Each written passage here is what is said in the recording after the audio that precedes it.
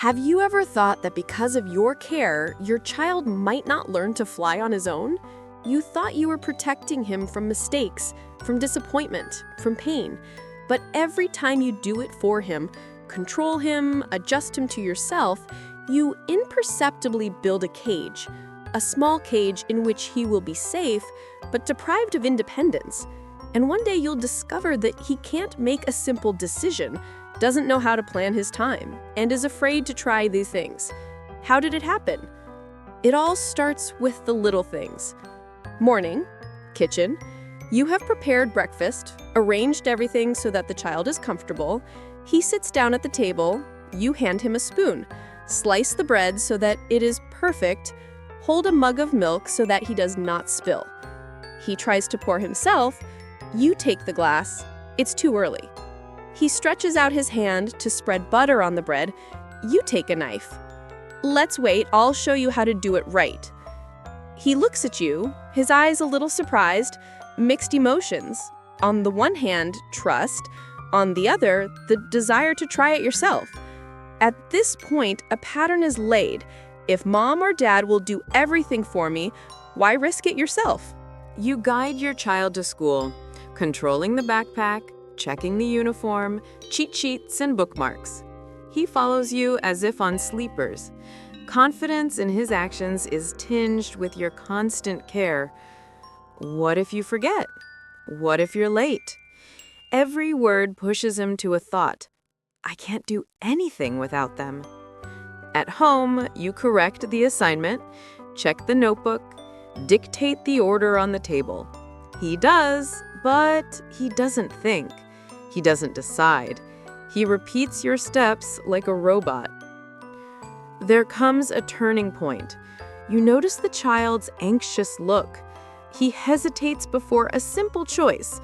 Which t-shirt to wear, which color of notebook to choose.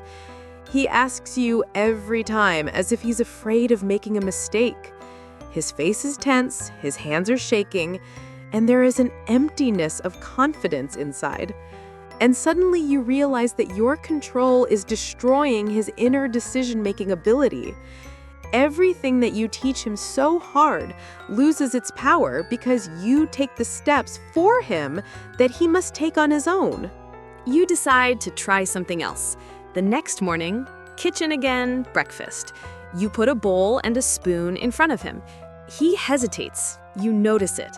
Instead of interfering, you gently say, "Try it yourself. I'm here if you need to." He takes the spoon, awkwardly, a drop on the table, but he tastes. Something clicks inside him. He did it himself. Your view supports it, not corrects it. A small step that means much more than a dozen of your decisions for it. The day continues. He collects the backpack himself, checks the notebook, decides what to take, what to leave. You're there, watching, offering easy help if asked, but you don't interfere. He feels responsible and supportive at the same time. Pride arises inside him, a sense of his own choice and strength. Small victories become a habit of independence. But the habit of control returns suddenly when you see that he made a mistake. He buttoned his jacket incorrectly, forgot his notebook at home. An inner voice whispers, "You have to fix it for him." The moment of the turning point is a choice. You take a deep breath and tell yourself, he has to learn from his mistakes. You smile and ask, "What are we going to do now?" And he looks for a solution himself, carefully zips up his jacket, puts the notebook in his backpack. And you understand, his success is not your intervention, but his experience. In the evening, he helps set the table, pours the drinks himself, chooses where to put the plates. You don't prompt, correct, just notice and praise a particular action. You did it yourself. Great! He glows with his own initiative. Mistakes become an experience, not a reason for correction by an adult. Confidence is growing every day. Small decisions, small mistakes, small victories. He starts planning the day himself, chooses clothes, helps around the house, decides when to do his homework. And a feeling of power is formed inside him. He is capable on his own. He can make a decision, and you are there to support, but not replace.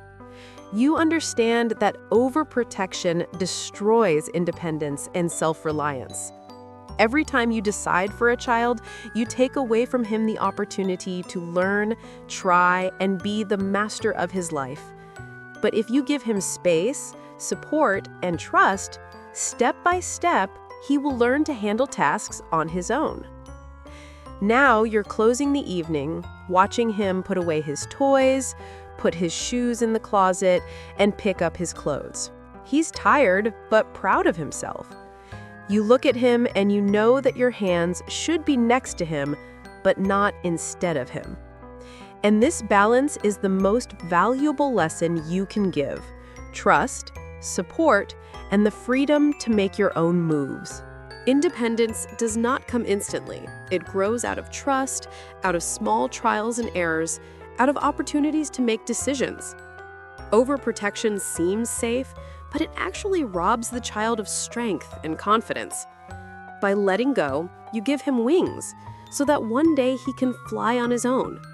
He takes the first steps towards adulthood under your gentle supervision, and you finally understand that developing independence is not a loss of control, but a path to a child's true inner strength.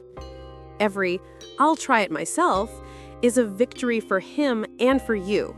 And one day, you will realize that real care is when the parent's hands are close, but do not block the child's path.